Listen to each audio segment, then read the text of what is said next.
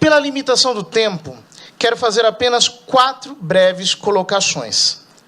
Primeira colocação.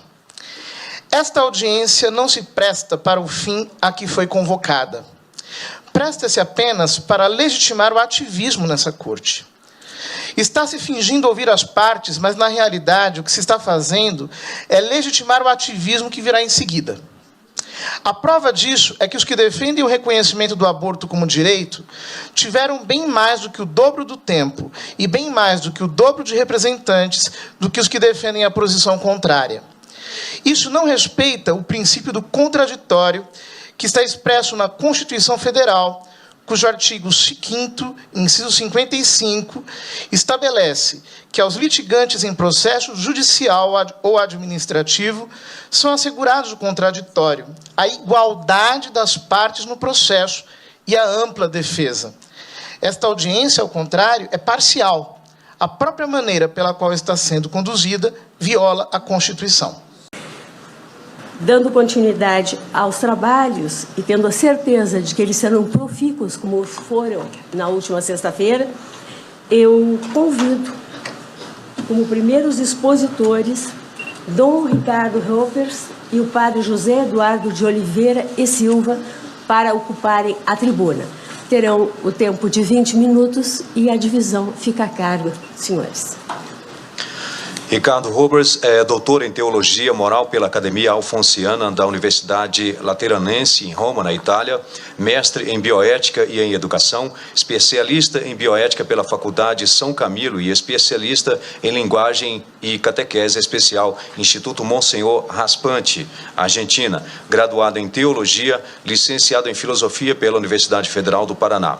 Dom José Eduardo de Oliveira e Silva é licenciado em Filosofia pelo Centro Universitário Assunção e doutorado em Teologia pela Pontifícia Universidade da Santa Cruz, em Roma.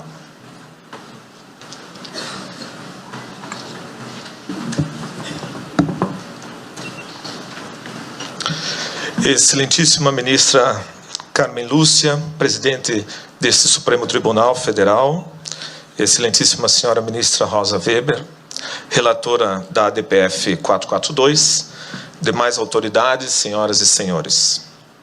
Eu quero iniciar com um ato de agradecimento à senhora excelentíssima ministra Rosa Weber, que no primeiro dia e hoje também desta audiência, a senhora reconheceu que trata-se de um tema jurídico delicado, sensível, altamente polêmico, enquanto envolve razões de ordem ética, moral e religiosa. Mas, infelizmente, querem nos desqualificar como fanáticos e fundamentalistas religiosos que impõem sobre o Estado laico uma visão religiosa. Onde está o fundamentalismo religioso em aderir aos dados da ciência que comprova o início da vida desde a concepção? Onde está o fanatismo religioso em acreditar que todo atentado contra a vida humana é um crime? Onde está o fundamentalismo religioso em dizer que queremos políticas públicas que atendam à saúde das mães e dos filhos? Por isso, a CNBB, Conferência Nacional dos Bispos do Brasil, reitera sua posição em defesa da vida. Esta vida humana, com toda a sua integralidade, dado científico, com toda a dignidade, artigo 1º da Constituição, com toda inviolabilidade, artigo 5º da Constituição, desde sua concepção até a morte natural. Isso é o mínimo de razoabilidade aceitável que nos permite estar aqui para discutirmos este tema com a recto ratio. Não podemos tratar o assunto negando, deletando, ignorando a existência do bebê. Parece que estamos falando de uma vesícula biliar, de um rim, de um adendo que precisamos extirpar, que está causando a morte das mulheres. O foco está errado. Se é um problema de saúde pública, deve ser tratado e solucionado como tal. Mas não foram poucas vezes que eu vi nesta audiência a ideia de que é necessário que a mulher supere e transcenda a imposição do papel materno. A ideia do desengravidar as mulheres. Isso, excelentíssima ministra, não tem nada a ver com os artigos 124 e 126 do Código Penal. A questão jurídica dos números 124 e 126 foi recepcionada, sim, por todas as mães que pensaram em abortar, mas não fizeram, lembrando que é um atentado contra a vida. Se negarmos isso, negaremos a capacidade de discernimento de todas as mulheres que optaram por não abortar para salvaguardar os seus filhos. O desacordo não é jurídico. Desabilitando os já referidos números do Código Penal, este Supremo Tribunal Federal estaria desacreditando na consciência reta que tutela a vida mais frágil e inocente, que é a vida do bebê. O problema é que ninguém quer nominar esse inocente. Ele está apagado, deletado dos nossos discursos para justificar esse intento em nome da autonomia e liberdade da mulher. Mas a criança em desenvolvimento, na 12ª semana, é uma pessoa, uma existência, um indivíduo real, único, irrepetível.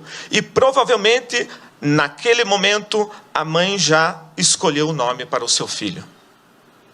Se é uma questão de saúde, e a palavra saúde vem de salus, do latim, significa salvar, a lei teria que proteger a mãe e o filho proporcionalmente.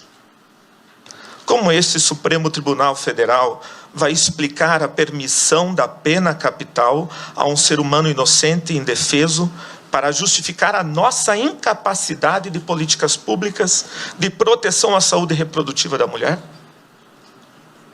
É assim que o Supremo Tribunal Federal vai garantir a inviolabilidade do direito à vida, dando uma arma chamada autonomia, para que homens e mulheres, no seu bel prazer, interrompam a vida das crianças até a 12ª semana, sem precisar dar nenhuma satisfação do seu intento predatório. Esperamos que não, pois o direito à vida é o mais fundamental de todos os direitos. Por isso, mais do que qualquer outro, deve ser protegido. Ele é um direito intrínseco à condição humana e não uma concessão do Estado. Os poderes da República têm a obrigação de garanti-lo e defendê-lo. E não compete a nenhuma autoridade pública reconhecer seletivamente o direito à vida, assegurando a alguns e negando a outros. Essa discriminação é iníqua e excludente. Então, poderíamos nos perguntar o que fazer? Urge combater as causas do aborto, através da implementação e aprimoramento de políticas públicas que atendam eficazmente as mulheres, nos campos da saúde, da segurança, da educação sexual, e entre outros, especialmente nas localidades mais pobres do Brasil.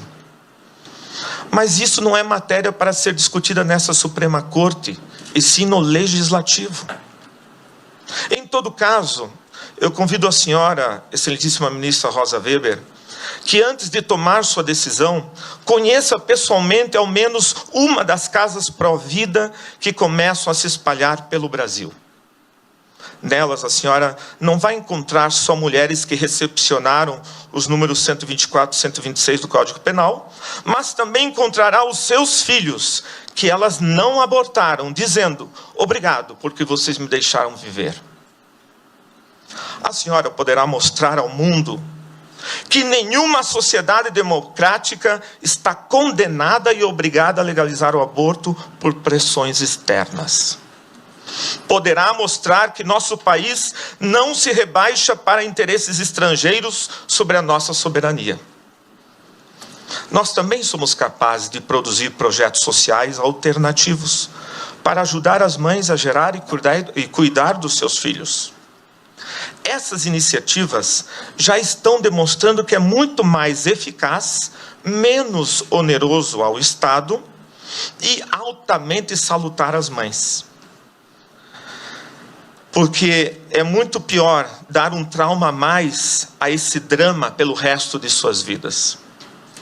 É uma pena que o Estado e muitas instituições ficaram tão obcecados e limitados com a estreita visão do aborto e da sua legalização, que, se pensássemos o uso dessas verbas para projetos alternativos de cuidado e acompanhamento de casas de acolhida, hoje estaríamos com uma visão diferenciada.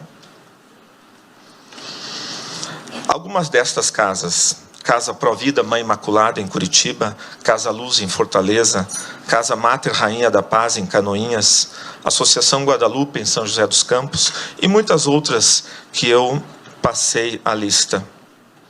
Nós estamos aqui porque fazemos parte da maioria dos brasileiros que são movidos sim pela fé em Deus, mas também pelo cuidado e defesa da vida. Por essa fé não medimos esforços nos gestos de verdadeira solidariedade, justiça e fraternidade.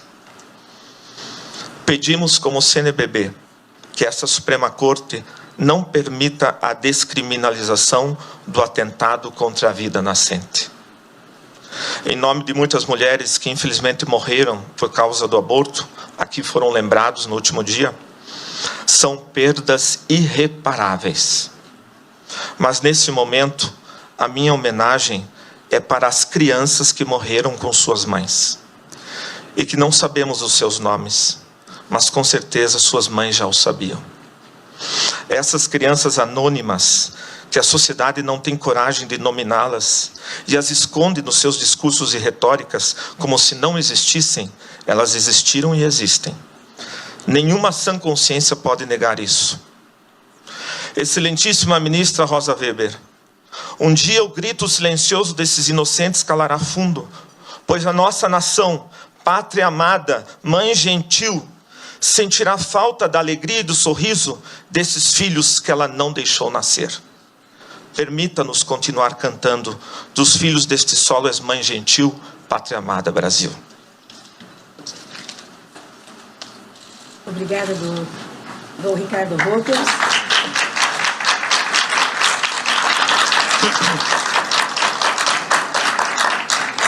O Padre José Eduardo agora continua falando em nome da Conferência Nacional dos Bispos do Brasil, CNBB. Excelentíssima Presidente Carmen Lúcia, excelentíssima Ministra Rosa Weber, nas pessoas de quem saúdo os demais integrantes da mesa, os colegas expositores. Acerca do aborto, a Conferência Nacional dos Bispos do Brasil pronunciou-se de maneira absolutamente inequívoca por diversas ocasiões, reiterando, abre aspas, sua posição em defesa da integralidade, inviolabilidade e dignidade da vida humana desde a sua concepção até a sua morte natural, e condenando, assim, todas e quaisquer iniciativas que pretendam legalizar o aborto no Brasil. Fecha aspas. Pela limitação do tempo, quero fazer apenas 4 breves colocações. Primeira colocação. Esta audiência não se presta para o fim a que foi convocada. Presta-se apenas para legitimar o ativismo nessa corte. Está se fingindo ouvir as partes, mas, na realidade, o que se está fazendo é legitimar o ativismo que virá em seguida. A prova disso é que os que defendem o reconhecimento do aborto como direito tiveram bem mais do que o dobro do tempo e bem mais do que o dobro de representantes do que os que defendem a posição contrária. Isso não respeita o princípio do contraditório que está expresso na Constituição Federal, cujo artigo 5º, inciso 55, estabelece que aos litigantes em processo judicial ou administrativo são assegurados o contraditório, a igualdade das partes no processo e a ampla defesa. Esta audiência, ao contrário, é parcial. A própria maneira pela qual está sendo conduzida viola a Constituição. Segunda colocação. A ADPF 442 sequer deveria ser aqui processada. Deveria ter sido indeferida de plano e imediatamente. A petição inicial é inepta, porque a Lei 9.882/99, que é a lei que rege as ADPFs, estabelece como requisito essencial para o processamento que a petição inicial venha instruída por controvérsia. O artigo 1º da mencionada lei estabelece que, abre aspas, caberá arguição de descumprimento de preceito fundamental quando for relevante o fundamento da controvérsia constitucional sobre lei ou ato normativo. O artigo 3º estabelece que, abre aspas, a petição inicial deverá conter a comprovação de existência de controvérsia relevante sobre a aplicação do preceito fundamental que se considera violado, fecha aspas. Ora, é fato evidente que, desde 1988, nunca houve controvérsia alguma sobre a constitucionalidade da norma impugnada. A controvérsia foi artificialmente fabricada no voto do habeas corpus 124.306, redigido pelo ministro Barroso, ex-advogado de organizações que defendem a despenalização do aborto. Até o voto, não havia, em qualquer obra de direito constitucional ou penal, nenhum registro de suspeita de inconstitucionalidade da norma. Terceira colocação. O Supremo Tribunal Federal não pode legislar. E, neste caso, já não estamos nem mais falando em legislar, mas em usurpar o poder constituinte originário. O artigo 5º da Constituição estabelece que a inviolabilidade do direito à vida é cláusula pétrea, e seu parágrafo 2º estabelece que os direitos e garantias expressos na Constituição não excluem outros decorrentes do regime e dos princípios por ela adotados. Ou seja, proíbe qualquer interpretação restritiva dos direitos consignados neste artigo, inclusive o direito à vida. As únicas restrições ao direito à vida são aquelas estabelecidas no próprio direito, no próprio texto da Constituição. Portanto, nem o Congresso poderia diminuir esses direitos, muito menos o Supremo Tribunal Federal. Por esses motivos, tanto esta audiência pública quanto este processo não são legítimos. Quarta colocação. A Comissão Episcopal da Pastoral Familiar da CNBB, em artigo publicado na última sexta-feira, analisou os discordantes números aqui apresentados sobre as estatísticas do aborto. Esses números acabaram se tornando a base de quase todas as apresentações da audiência da sexta-feira. Dezenas de representantes de organizações falaram em 1 milhão de abortos por ano e de 500 mil abortos por ano. A professora Débora Diniz disse explicitamente que o número anual de abortos calculados no Brasil é de 503 mil por ano. Disse também que as pesquisas constataram que metade desses abortos passam por internações na rede hospitalar. Isso daria cerca de 250 mil internações, o que conferiria com os dados do SUS. Ora, os dados do SUS apontam haver 200 mil internações por aborto por ano. A estimativa dos médicos experientes é que destes, no máximo 25% seriam por abortos provocados. Numerosas pesquisas apontam valores entre 12% e 25%. Em 2013, o IBGE estimou que o número de abortos naturais corresponde a 7 vezes o número de provocados.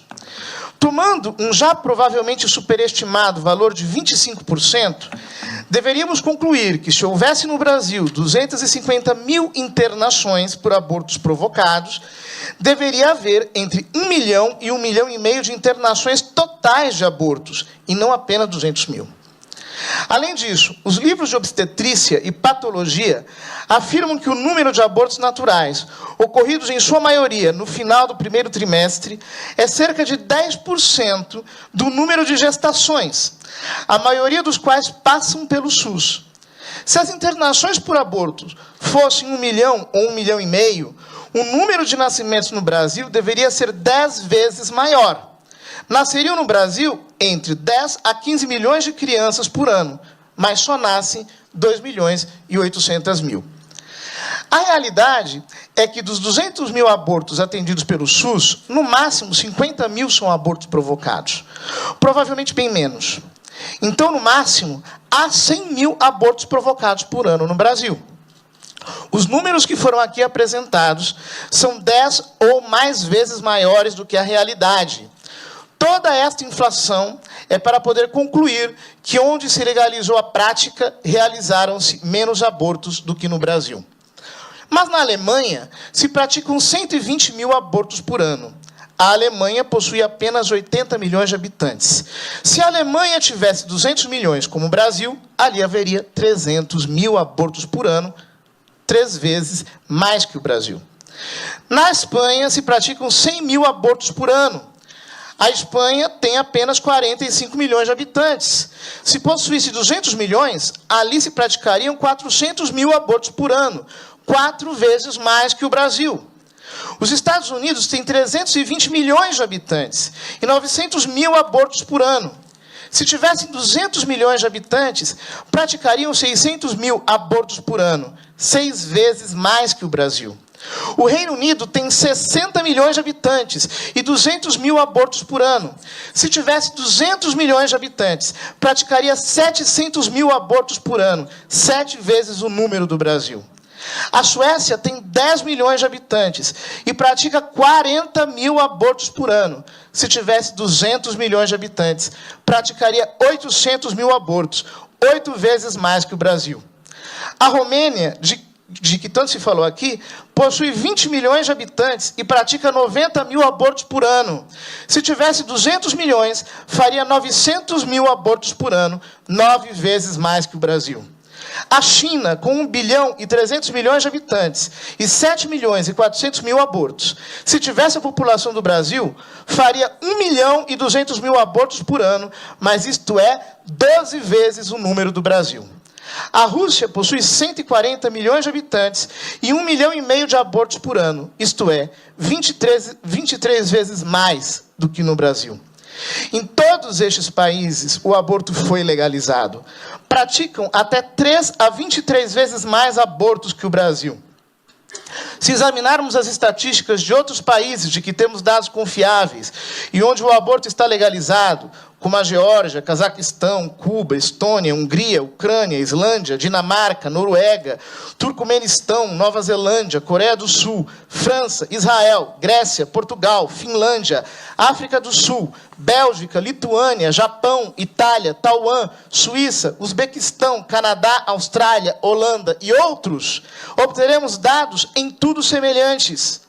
A conclusão é que, exatamente ao contrário do que foi sustentado aqui pelos que estão interessados em promover o aborto, quando se legaliza o aborto, o número de abortos aumenta e não diminui.